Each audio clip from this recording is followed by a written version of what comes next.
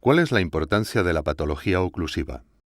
La patología oclusiva ocular es importante porque es un cuadro similar a un accidente cerebrovascular de tipo nervioso, igual que si hubiera una trombosis cerebral o un ictus cerebral, solo que la afectación es a nivel de la retina.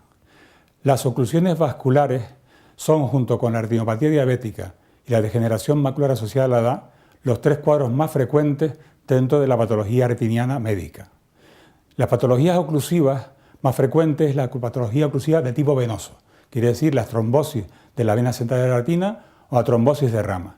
Pero también hay que recordar dentro de estas patologías las patologías de índole vascular, como son las arteriales, embolia de la arteria central de la retina, embolia de rama, también los infartos de nervio óptico, que llamamos neuropatía óptica isquémica aguda, y también, y por último, la maurosis fugaz, que es la pérdida transitoria brusca de la visión.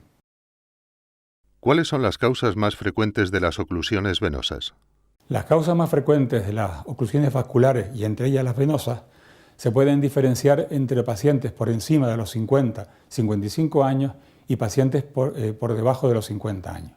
Los pacientes que están por encima de los 50-55 años, la primera causa más frecuente es la hipertensión. Sin duda es ella la primera causa. También se pueden asociar a procesos de dislipemia, procesos de diabetes, también el tema del sedentarismo, la obesidad y el tabaquismo. En los últimos años el tabaquismo ha perdido importancia, pero la obesidad y el sedentarismo han aumentado. En los casos de las patologías oclusivas menores de 50 años, que son menos frecuentes, están ligadas fundamentalmente a patologías que afectan a la coagulación de la sangre o a procesos inflamatorios de los vasos. ¿Cuáles son los síntomas oculares más frecuentes? Los cuadros oclusivos no son cuadros dolorosos. Lo que ocurre es que el paciente denota que empieza a perder visión, bien en general o bien en sector. Si la pérdida de la visión es rápida, pero no brusca, podemos pensar que estamos ante una oclusión. Si la pérdida es brusca, podemos pensar que estamos ante una oclusión arterial. Si la pérdida es general, debemos pensar que estamos ante una afectación del tronco, o sea, de la vena o de la arteria central de la retina. Y si tenemos una pérdida sectorial, estamos ante un cuadro de rama. ¿Es fácil diagnosticar un cuadro oclusivo vascular y en concreto una oclusión venosa? Sí, es fácil primero por la clínica. Segundo, por la imagen que tenemos en el fondo ocular. Cuando revisamos el fondo ocular nos encontramos, en el caso de la oclusión venosa, una serie de hemorragias muy importantes que confluyen hacia el nervio óptico o papila. Las venas suelen estar ingurgitadas y tortuosas.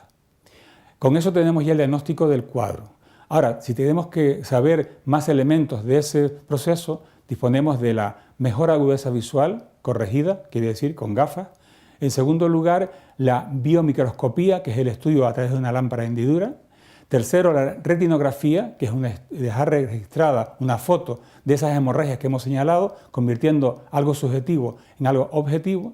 La angiografía con fluoresceína, que consiste en introducir un contraste por la vena y ver el daño vascular. Y por último, la tomografía óptica de coherencia, que nos va a indicar el grado de edema de este proceso.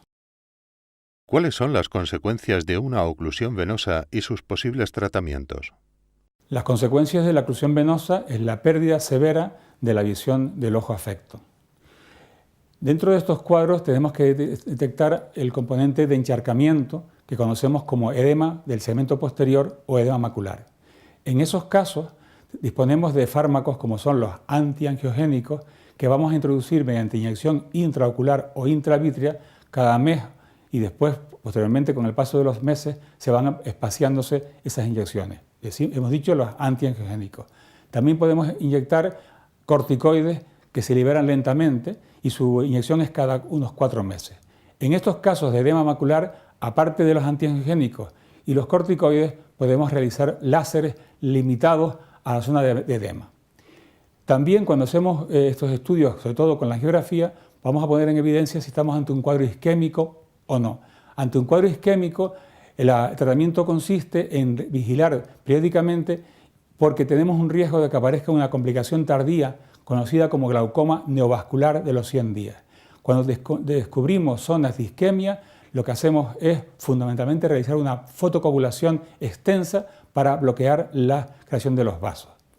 Aparte de este tema que hemos señalado a nivel ocular, es muy importante el estudio de la causa de la enfermedad.